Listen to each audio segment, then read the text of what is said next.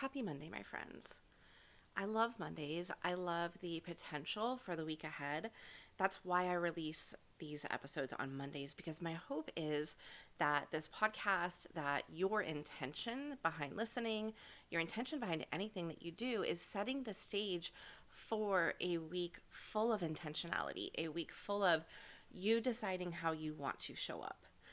And this week, this past week, I've spent a lot of time thinking about what is truth? How do we know it? What does it mean in our current context? I think we are being given multiple narratives that seem to contradict what we can see with our own eyes. And this is not new. So I don't want to pretend like this is new. It is just very intensely in our faces at this moment. And I think this is a really good time to talk about how do we know ourselves? How do we know truth? How do we know our own values? How do we know what we want? How do we process what we're seeing around us, what we are experiencing? And I love oracle cards for this. I actually kind of found my way to oracle cards in February of 2020. So if you're thinking about our collective timeline, that was weeks before everything shut down. And I've talked about this before, but I went to a new moon circle at a local spa. And one of the things that we did there was pull oracle cards. I had never heard of them. There was no concept outside of tarot cards, no concept in my mind of what oracle cards were. And we each pulled like one card during this new moon circle. But I remember looking at the card and thinking, this is the exact message that I needed today. And that sparked some curiosity in me to go, what really are these? Because like I said, no context for them. I bought 2 decks. I don't remember if it was that day or like I went back the next day, but I ended up buying 2 decks. And then, like I said, just a couple weeks later, not even 3 weeks later, we were all told to go home, right? I remember there being a live basketball game that night in Sacramento, and they didn't play. There was an announcement at some point that everybody needed to pack up and leave because it was not safe for people to be together. And so I personally went into the shutdown with this curiosity, this kind of newfound, what's astrology, what are oracle cards, and just dove head first into them. I took a certification program on oracle cards, which funnily enough, I'd never finished it. That's why you don't see me touting that I'm a certified oracle card reader. I literally just didn't submit my stuff. I dove headfirst into these. And what I started to find is that the cards were continually helping me to see myself, helping me to process what was going on around us collectively, helping me to process my place within that. They were helping me to really understand parts of myself, my true self, that I never knew, that I had maybe had glimpses of as a child, but had never been able to give room and space for. And I started off just pulling cards and kind of journaling. That was my thing. And as I went through the certification program for these, I learned all kinds of new ways to pull cards. I got to learn from, I want to say 7 or 8 different teachers. They all had either created their own oracle deck, their own tarot deck, both. Got to learn a little bit more about tarot.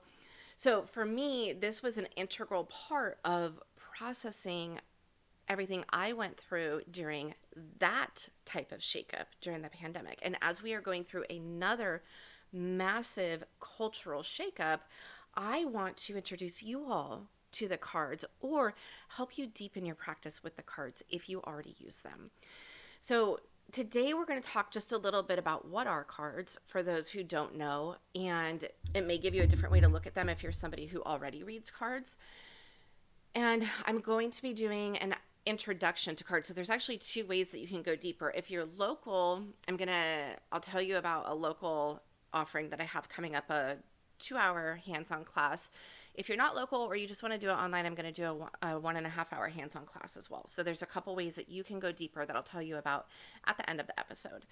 But oracle cards are essentially a conduit. That is my favorite way to look at them. They are a conduit. There is nothing inherently good, bad, otherwise about cards. They are a physical something that we can hold in our hands. They have pictures, oftentimes they have words. They are a conduit for messages to come to us. Often those messages are coming from within us. They're coming from our subconscious. They're coming from places that we often aren't able to access without the use of something like cards or hypnotherapy or meditation. And cards are not a replacement for any of those. These things all go hand in hand in terms of us being able to access the depths and the core of who we are. Also, the depths of our own knowledge and wisdom and intuition. There's so much that we each hold that we often don't practice accessing because we're given so much information on a daily basis. We're given the narrative, we're given the information, we're given the answers. And so oracle cards are a really good way for us to go within to find those things. So they're a conduit. They're a conduit for messages from ourselves. They're a conduit to create a connection between our head and our heart, or our heart and our head. They can be a conduit to receive messages from the divine, whether that's God or spirit or the universe or your spirit guides. You set that intention when you read the cards. So there's nothing about picking up cards that goes, okay, now I'm going to receive messages from X because I'm holding the cards in my hand. It's as we hold the cards, as we set our intention, we open ourselves up to certain messages. That is at their core, at their foundational level, what cards are, what the oracle cards are. Some people, a lot of times, one of the first questions is kind of, what's the difference between tarot and oracle cards? Tarot cards, one, they go centuries back. They follow a very set framework. There's always going to be the same number of cards. They are always going to fall within the same categories. So you can get different types of tarot cards. There's, energetically, artistically, creatively, there's a lot of different expressions of tarot cards, but they always follow the same structure. Oracle cards don't have a set structure. You can have decks with 5 cards. You can have decks with 100 cards. Most of mine, I think, are between like 40 and 60 cards. Each one has a different framework, a different way of being organized, a different set of messages. They're all very different. So the one I was holding, if you're watching this, is the Work Your Light Oracle card deck by Rebecca Campbell. This is the very first deck that I ever bought. So there was this one, and then I also bought the Sacred Traveler by Denise Linn. Those were my first two, for those of you who are curious. Okay, so cards are a conduit. Cards are a conduit for messages that we can receive from ourselves or from whoever it is that we're asking to receive messages from. The types of messages that we receive can vary, right? Just like the decks vary, the intentions behind them vary. I'll give you a couple of examples. Last week, I was getting ready to make a really, really big ask at work, and naturally, I was nervous about it. And as I was pulling cards, I said, I would really love a message that's going to help me step into my strength, help me get ready for making this big ask. And I got this card that says, mind that monkey. If you're watching the YouTube, you can actually see the cards. There's this image of a monkey here, and he's kind of looking like at me, a little mischievous, a little devilish grin on his face. And the message behind it was essentially, you choose which messages you are going to listen to. You have big goals, you have big dreams, you know you can do it. And as soon as you decide to start making progress toward that, you have this monkey in your mind that goes, you're not good enough. Who are you to ask for that? You know that's not going to happen. All of these messages of no, no, no. Fear, control, don't do it. And the message of the card is, choose who you're going to listen to. Do you want to listen to yourself, who knows that you absolutely can go make this big ask? Or do you want to listen to this little monkey that's making mischief in your mind going, you're not good enough for that? Who are you to ask for what you're asking for? And I loved that because it gave me the opportunity to then process and journal, what am I hearing from this mischievous monkey in my mind? And what is the truth? And those types of messages are so important in helping us to root in and trust ourselves. I went into that still nervous, but trusting. I have enough. I can ask for big things. I have put in the work to show why asking for something big is not a gamble on their part. And it paid off. It paid off. But I needed that message. That was the message that I needed. Early on, as I was learning to pull the cards, working with this Work Your Light Oracle card deck, many of the messages that I was receiving were things like, step into your priestess calling. Step into your warrior calling, right? My name means warrior of peace. Kelly is warrior, Irene is peace. That is the literal meaning of my name. And I would consistently get cards that reminded me of this. I would get cards when I was feeling lonely that would remind me of the importance of the sacred sisterhood, of finding and creating and cultivating community, even in the midst of the global shutdown caused by the pandemic and everything surrounded with that. The cards help us tap into our own knowing, our own strength, and our own truth. If that is the one thing you use them for, you will never run out of ways to use them, because you have a well that is deeper than I think you've probably ever imagined. A well of knowledge, a well of wisdom, a well of intuition, a well of knowing that resides within you, that the cards help you to excavate. That is one way to use the cards. Another way to use the cards is to tap into the divine. I've used this to help me meditate. Draw a card, meditate on its meaning, to help me journal, to help me, I am not a artistic person in the sense of painting and drawing and all of that. And yet there are people who use cards as they're tapping into that side of their creativity, into poetry. Right? There's so many ways you can use it to tap into that. You can use it to get messages from your spirit guides, to get messages from your ancestors. Many ways you can use the cards. I hope what you're seeing is, again, cards as a conduit for messages, a conduit for energy, for connecting your heart and your brain, a conduit for connecting you with others.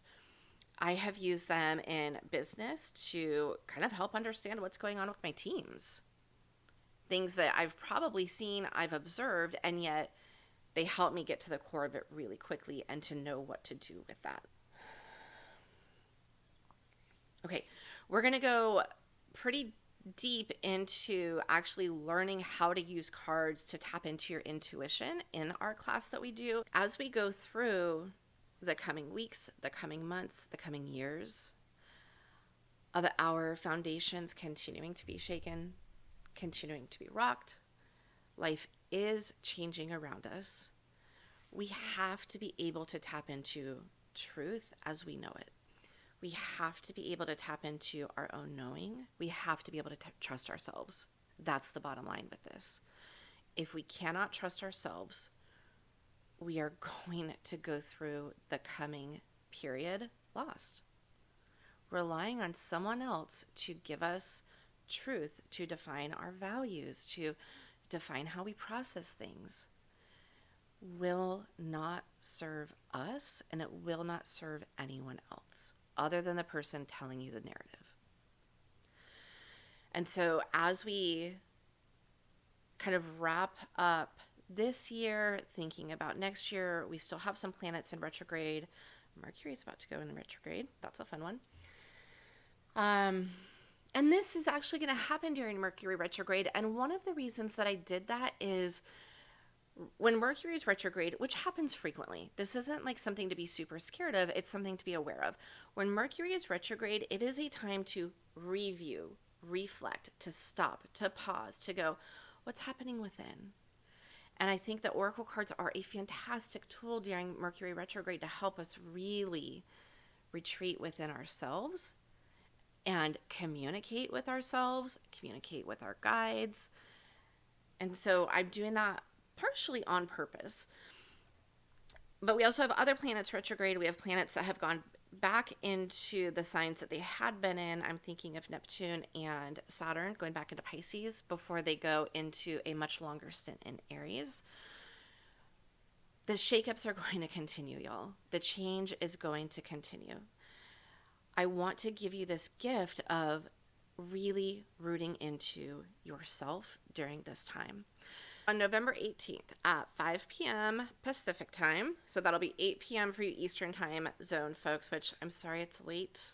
I'm trying to make sure we've got everybody included in that. There will be a replay, but this is something that is meant to be, if you can make it live, join us live. We are going to be reading cards together. If you have a deck, bring your deck ready to use. If you don't have a deck, when you sign up, you're going to get a link to a list of some of my favorite Oracle card decks. So get a deck, have it ready to go. I am going to teach you just the basics. We're going to start with the basics. How do you shuffle? How do you pick a card? Once you draw a card, you're going to practice intuitively reading it. And this is the part that I love so much, because even my folks who have read cards for years, when they come to one of my Oracle card classes and we really get into the intuitive side of reading, it unlocks something new. It unlocks something really deep within, where they are then able, and even those who are brand new are able to go and read cards confidently. Yes, we can still use the guidebooks, and we use these to access and build and strengthen and trust our intuition. That is the point of the cards. So we're going to do that. We're going to do 1 card and 2 card draws. We'll talk about some other ways that you can go deeper.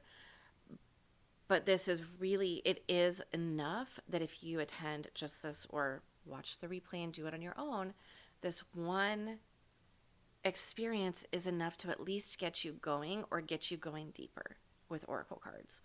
That's the goal of it. If you're local, I will actually be doing the full You Are the Oracle class, which is a longer class. It is hands-on. I bring my decks with me in Lincoln, California. So I will post a link. I will post a link to that as well. Once I have it, it may be something that gets sent out on the email list, because I actually don't have the link as of this recording. But once I have that, I will be sending it out. So if you're not on my email list, you can do that. The easiest way for that is mosttrueyou.com/guide. When you sign up for the guide, you're added to the email list. Or sign up for the free class and you'll be on the list as well. So if you are interested in the class, it is mosttrueyou.com/oracle. I'll have all the details there. You can sign up. It is free. It will be via Zoom. It will be hands-on. You will actually get to practice with your cards. Friends, this is a long haul period of change. It just is. There's no way to get around that. I can tell you that from an astrological standpoint. I can say, look at the world around us and everything that's happening. Life as we know it is changing. I want you to define what that means for you and not let somebody else define that for you. Whether that's through the cards, through something else, find a way to make sure that you are consistently not only tapping into your intuition, but strengthening your ability to trust yourself. That's what this comes down to. So much love to you this week. We are in Scorpio season. Scorpio has a lot to do with intuition, a lot to do with getting under the surface and calling out lies for lies, calling BS on the BS, knowing when something's not authentic, knowing when the narrative is fake or false or partially true, but meant to manipulate.